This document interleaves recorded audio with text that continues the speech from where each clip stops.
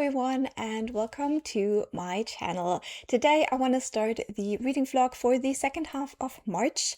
I have been, slowly reading my books in March. It has not been a super great reading one so far, but I still have a couple of books I hope to get through before the month is over, and so let's talk about those books. Now, a book I want to start later tonight is Faithbreaker, the third and final book in this series that has a name, Fallen Gods.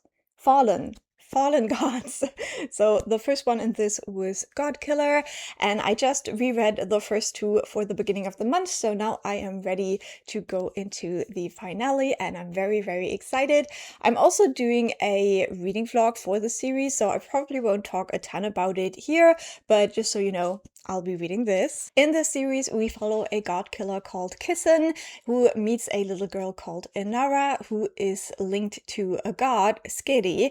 However, that is not normal. Like, humans are not usually linked to gods. Gods have altars, and so it's a bit weird that this is happening. And so they decide to go on a quest to figure out how to separate the girl and the god, and on their way they also meet a former knight, now Baker, called Elo.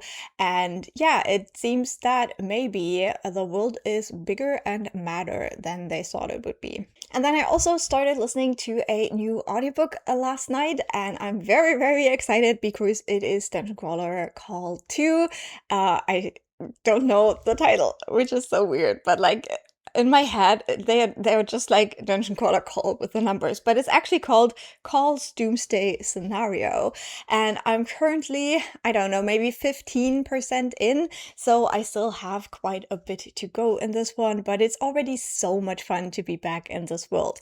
Now, I read Dungeon Crawler Carl in January, I believe, and this is a series where we follow a man called Carl and his ex-girlfriend's cat, Donut, and one night Donut escapes through a window.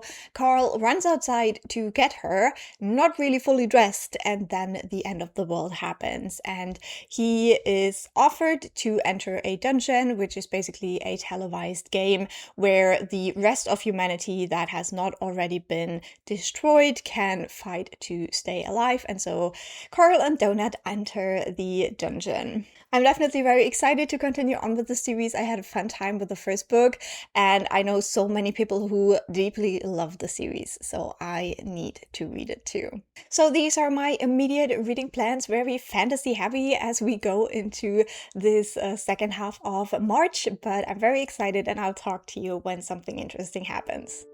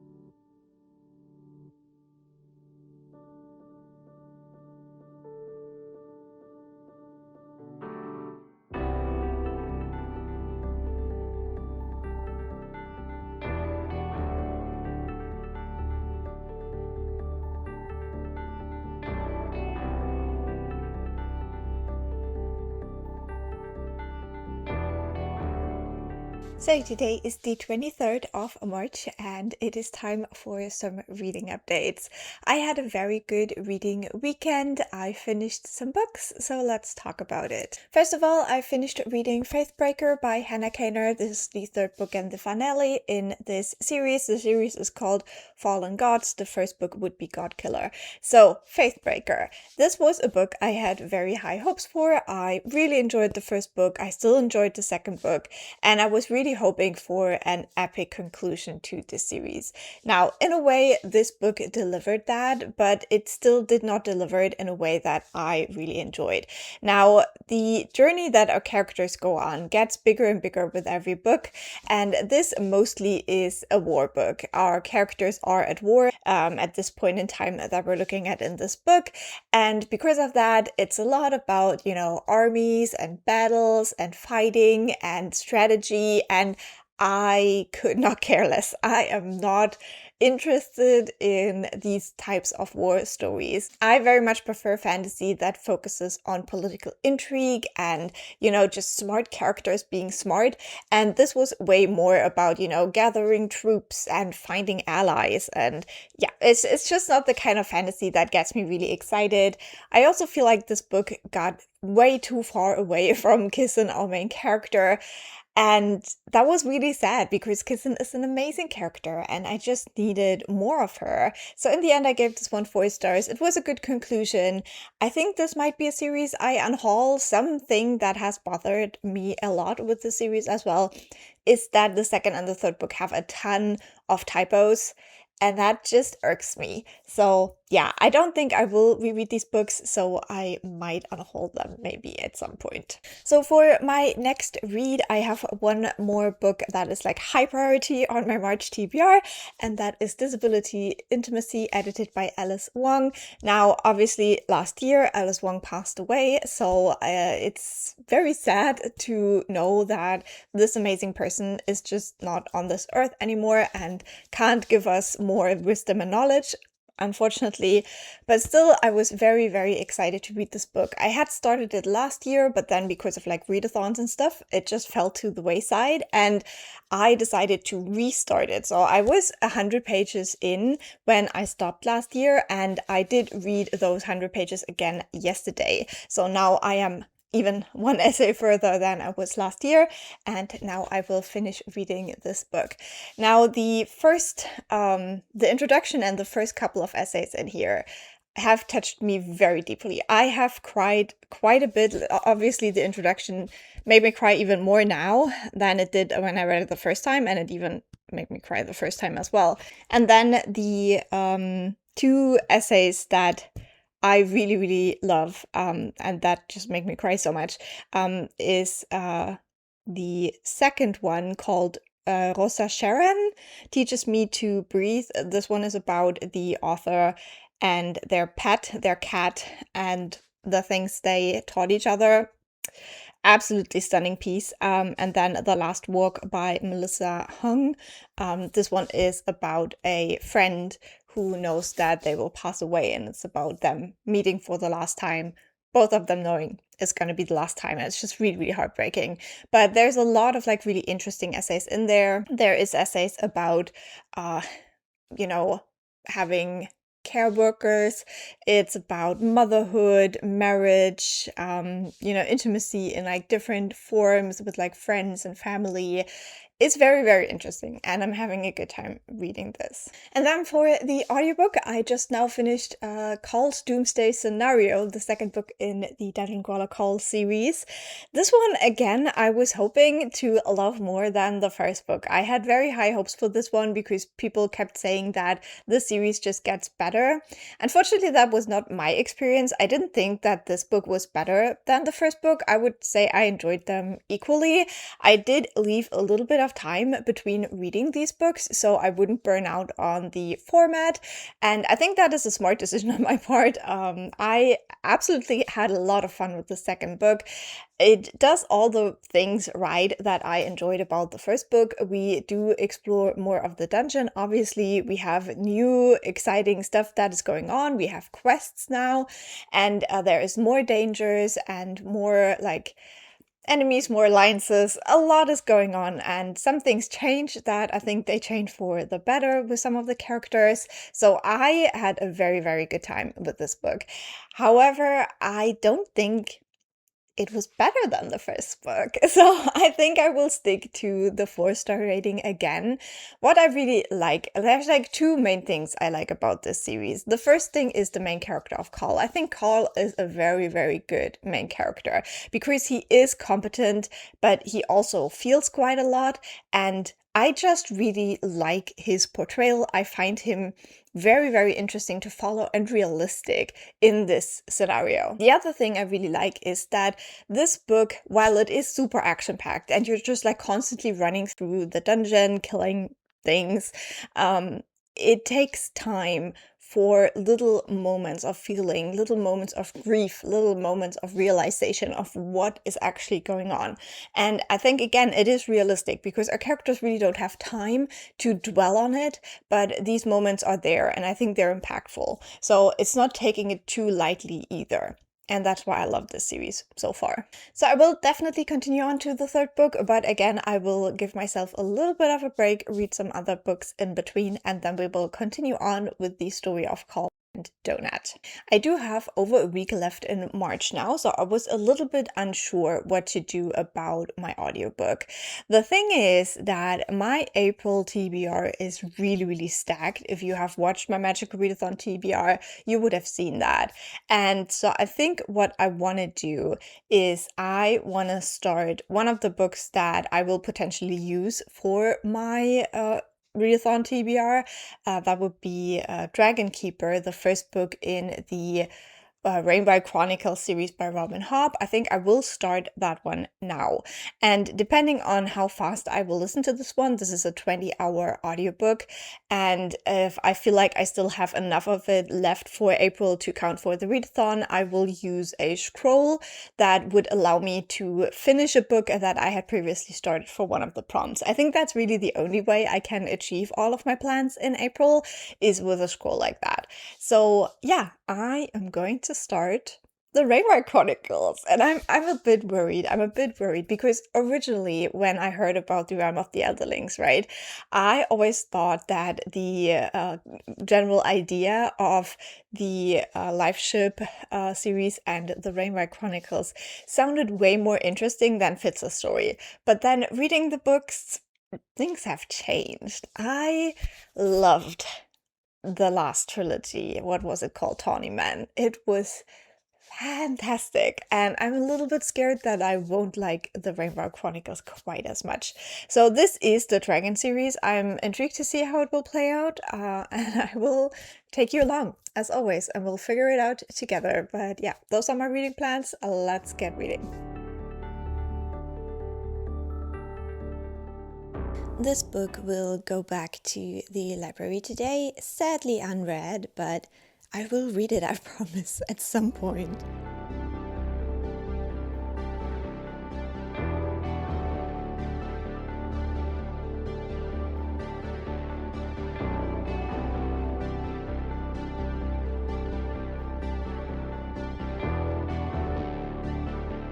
So today is the 30th of March. We have almost made it to the end of the month. I hope the lighting is okay. We have a bit of a hailstorm going on right now, so it is not like the perfect conditions, but I quickly wanted to update you on my weekend reading. So since we last spoke, I have finished reading Disability Visibility, edited by Alice Wong. This was a fantastic essay collection that I enjoyed very much. I really love how diverse the voices are that are collected in this collection. That was not a nice sentence, I'm sorry. But yeah, I had a great time reading this book. I think that no matter where you are, who you are, what you already know, you can probably learn something from this collection. So I would highly, highly recommend you go and pick it up and read it. There are topics in here that touched me more. There are topics in here that touched me less. I feel like the beginning for me personally was stronger. I definitely just felt a little bit more with these like first essays than I did with the latter ones. These essays are grouped into 4 parts. We have love and care, pleasure and desire, creativity and power and everything and everywhere. And I always struggle a little bit when a collection like that has a miscellaneous category at the end. I just felt like the cohesion fell a little bit apart at that point. Not that the individual essays weren't interesting anymore, but I just felt like, it was just a bit of a random collection. And some of those essays were like super interesting, super great perspectives that I needed to learn more about. But then some others I just didn't click with. But I think that's pretty normal. And in the end, I gave this one 4.5 stars. And as I said, would highly recommend you go and pick it up if you want to learn more about the disability community. Then I also did a little reread on Friday. I must confess, I really wasn't feeling well the last couple of days. I was very much not myself. I still am not, to be honest. I was in a lot of pain. It was a bit unfortunate, but yeah, I decided to reread Cheese Sweet Home Volume 2. This is a little reread project that I have for this year, as I now own all 12 of the volumes. And so I have reread Volume 1 in February, and I wanted to do 2 and 3 in March, so then I can do like one every month, because it is 12, And so yeah, I did Volume 2. This is really sweet. We follow a small cat called Chi. She gets lost from her mother and her siblings and then gets adopted by a Japanese family. However, the family lives in an apartment where pets are not allowed, so that is a little bit of a tension point in these first couple of volumes.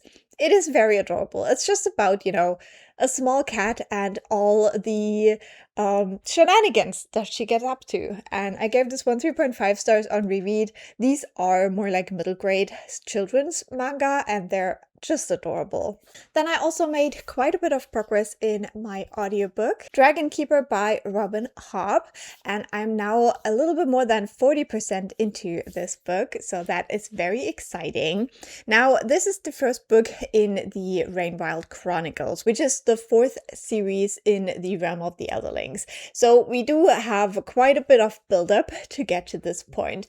However, still, you get introduced to some new characters in this one, and I feel like the beginning of this is definitely very, very slow, but at this point, I'm not surprised that a Robin Hobb book is taking things a little bit slow, so it's fine.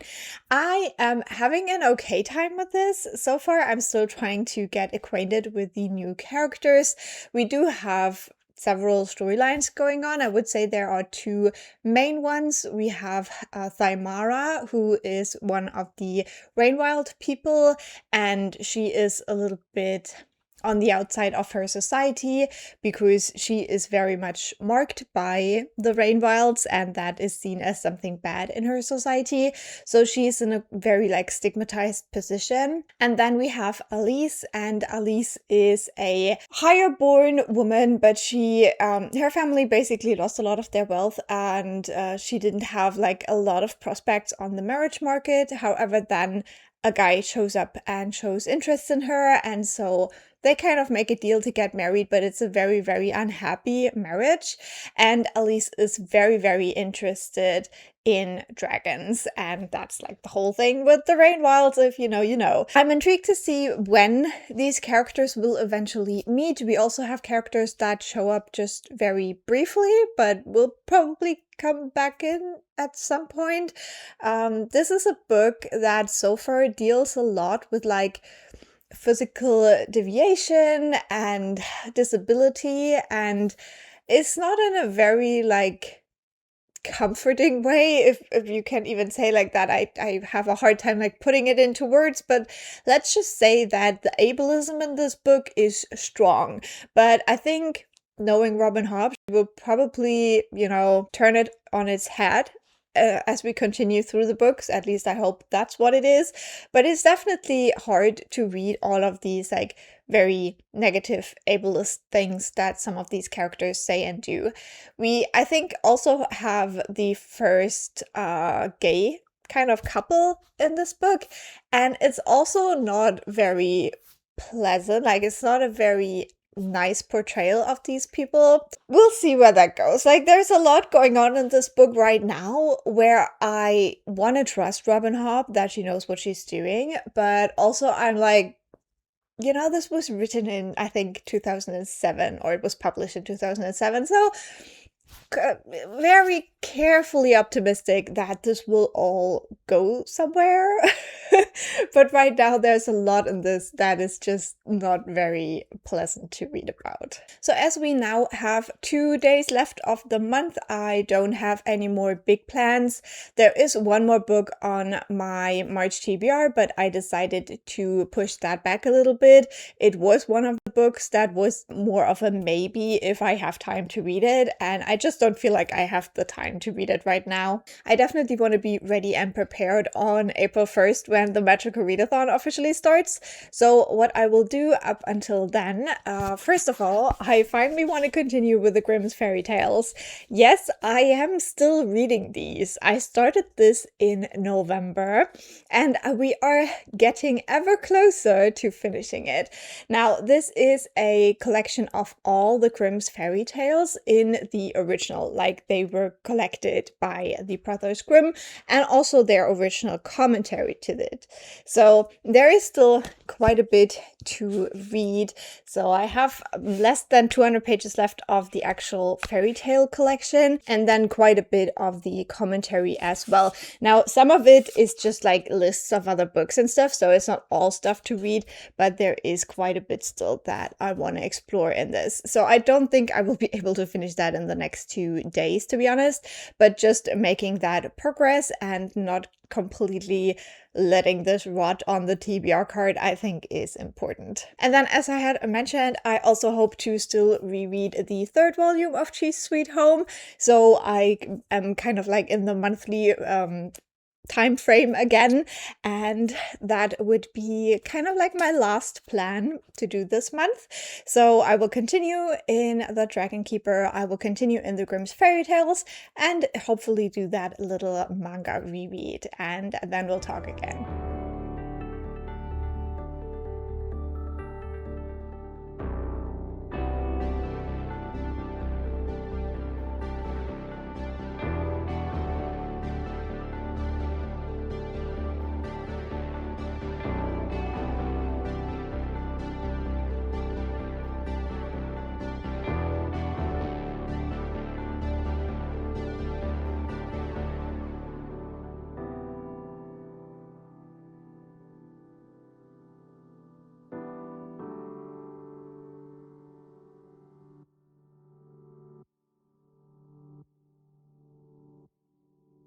So today is the 1st of April, and with that we have come to the end of this vlog, and I also want to quickly update you on the reading that I have done for the rest of the month. Now, I did finish one more book, I think, since we spoke, and that would be the 2nd volume in the Grimm's Fairy Tales collection that I own. So I have now read all of the fairy tales, and I only have a little bit left in the notes. Unfortunately, it was more than I could achieve in the month, but I'm still very happy that I got this one under my belt now as well. For the notes, technically I am halfway through. However, a lot of this is also not like stuff you really read. Like some of it is not. I think out of those 300 pages, maybe 150 to 200 would be actual pages to read, and then some are just lists of sources and stuff like that. So yeah, I am making progress with this, and now I'm actually really in the mood to finish this off, but we'll see how it goes, because, you know, it is Magical Readathon now, and I have a very stacked TBR, so I'm not quite sure if I will continue reading the notes now just to tick this one off, and then potentially failing at my TBR. That would not be great. So that's it for that, and I am still enjoying this. I definitely still learn things from this, especially also from the notes, because it goes more into different areas and kind of like comparing different fairy tales from different areas in Europe and how they might have traveled, and which ones are of like German origin and which ones are more like, you know, from France or Italy and stuff like that. So I'm having a good time with that, and I think it is very, very interesting to read about kind of the origin of these stories. And then it's also very interesting because you do have some where suddenly kind of Christianity figures figures like saints and stuff show up. And it's also interesting to see how those were like old fairy tales.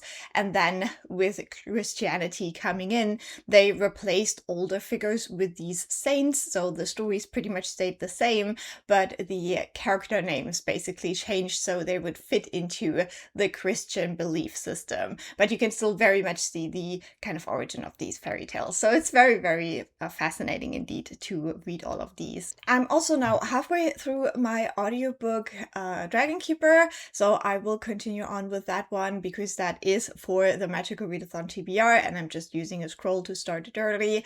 But I am enjoying it. I am still holding out my hope a little bit with the directions this might go in, but I feel like now at the halfway point I have settled into the story and I have a better feel for the characters and where they're going and what might end up happening to them. So I will continue with that and I'll update you in my April vlogs. Now that we got the books out of the way, I do have some other things I wanted to mention.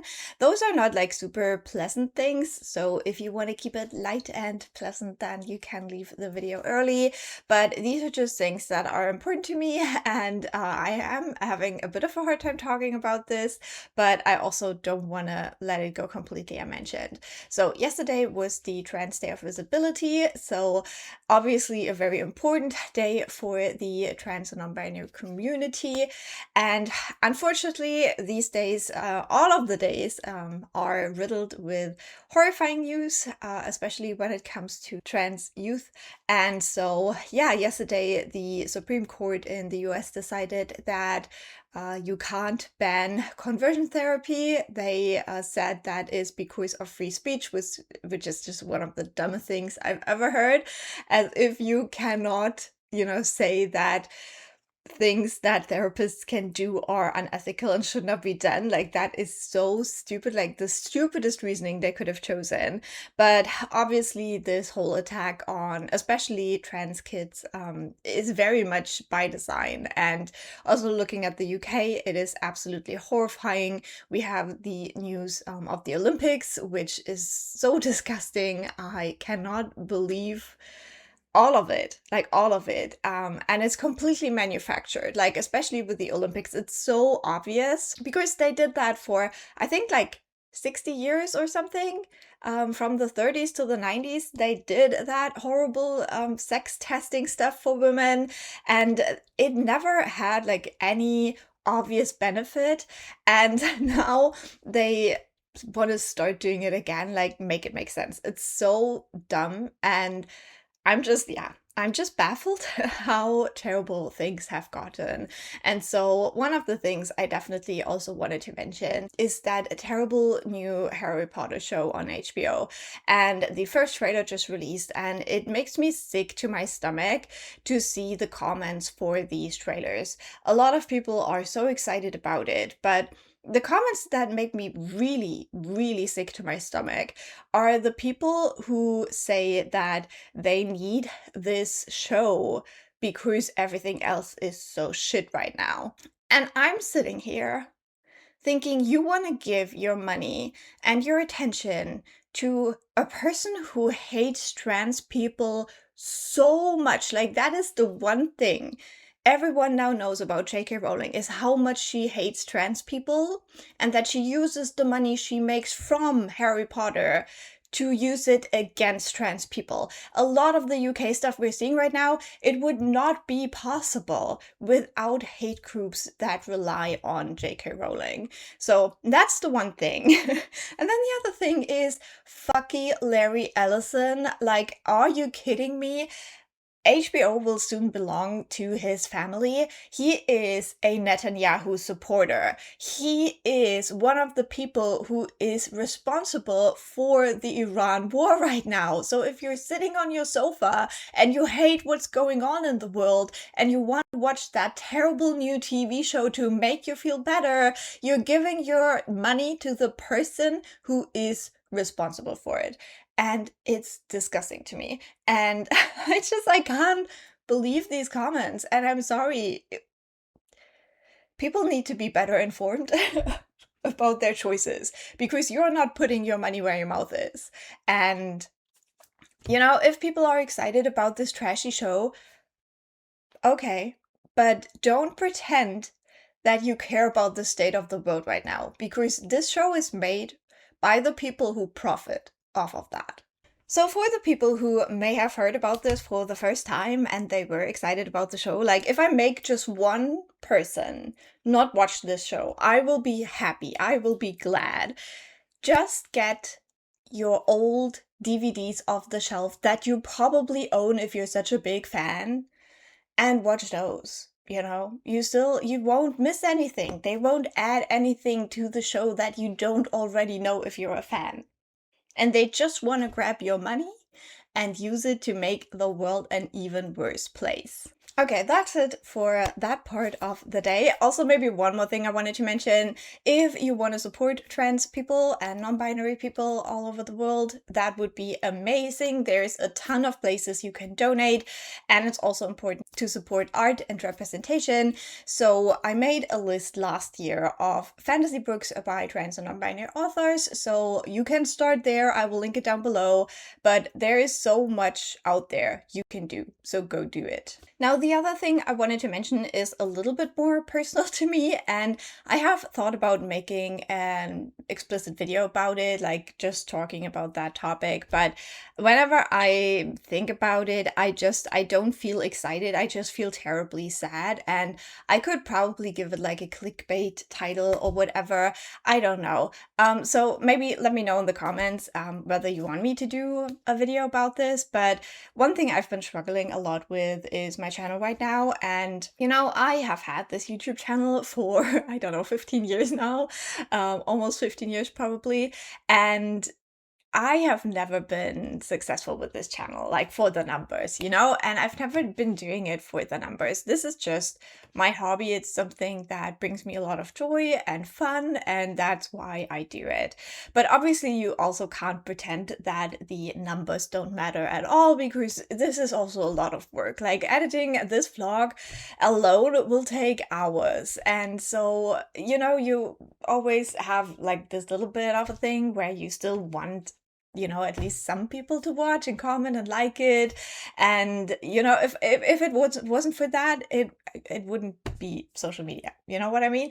So the thing is that last year I really wanted to kind of work on my channel and make it just a little bit better, so maybe more people would like to watch. So, you know, I bought a microphone, I bought a fancier vlog camera, I did all of my travel vlogs, which obviously were very exciting for me, and it was the first time I went solo traveling, so it was also great to have someone to talk to during those trips and stuff. So as I said, it's a lot of fun for me, but also I started seeing an effect. I saw that my videos would get more views, and I had a lot of videos that would average around the 60 to 70 view point, and I really enjoyed that. I don't want my videos to get like thousands of views. I really do not want that. But, you know, to get like 100 or something like that would feel like a very nice place to be, where you reach some people who maybe enjoy the content, and yeah, it just feels like people actually get to see what I do as well.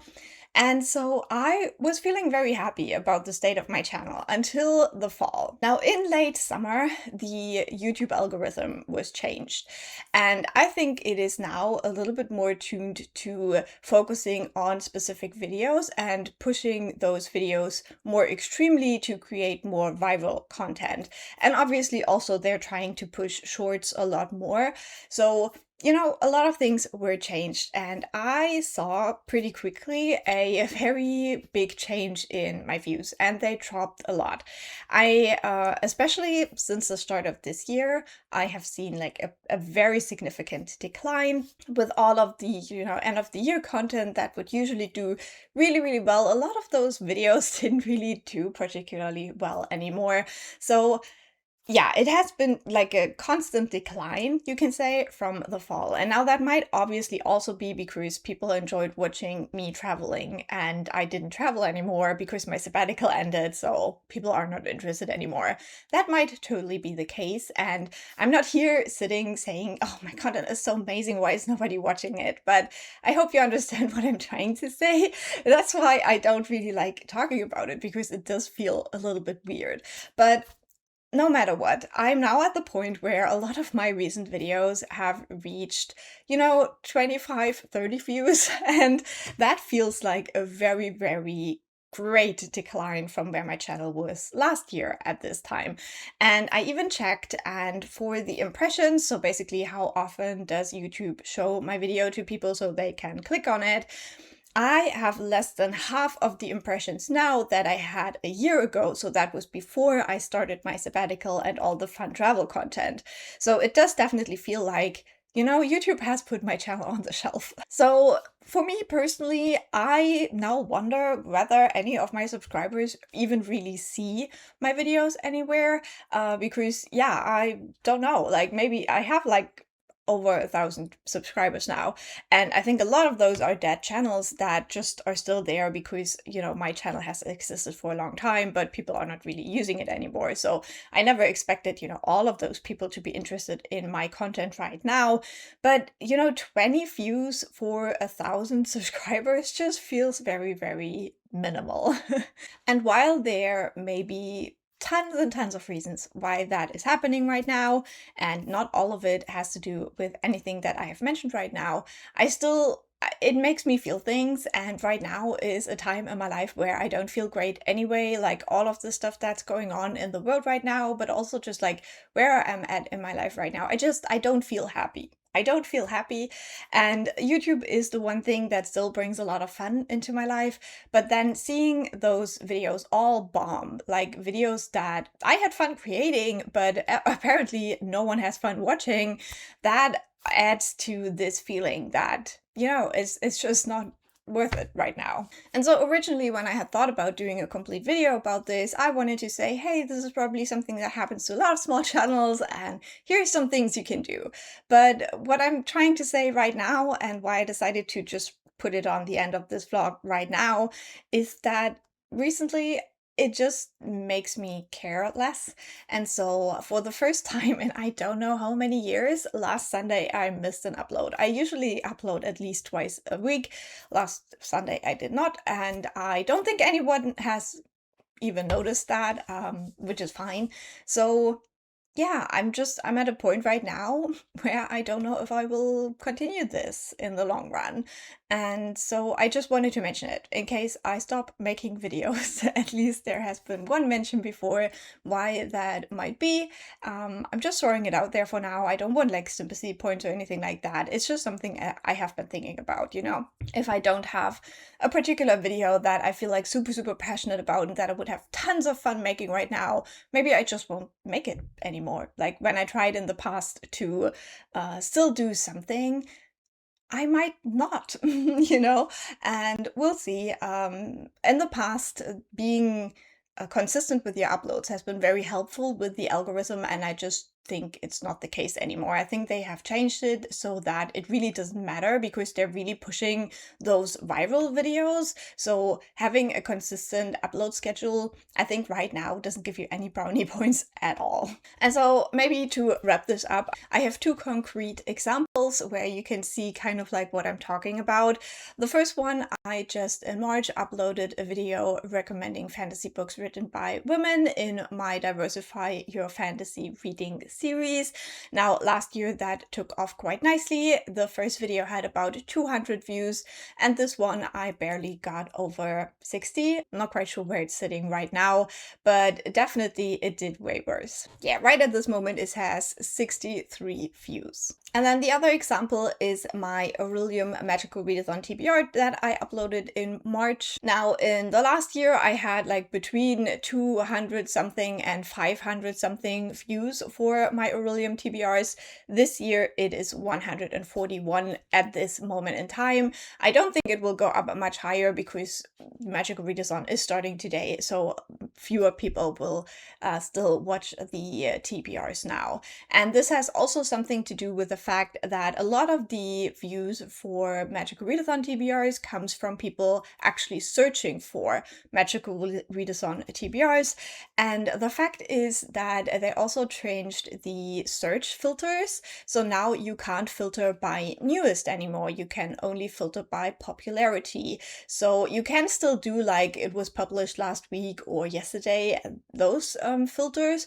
But before you could just say, show me the newest video for those search terms, and you would find a ton of small channels. But now if you do that, you can say, you know, Magical Readathon TBR, published in the last week, but you will always get shown the most popular videos first. So if you have something like Magic Readathon where a ton of people upload, you still won't see the smallest channels anymore.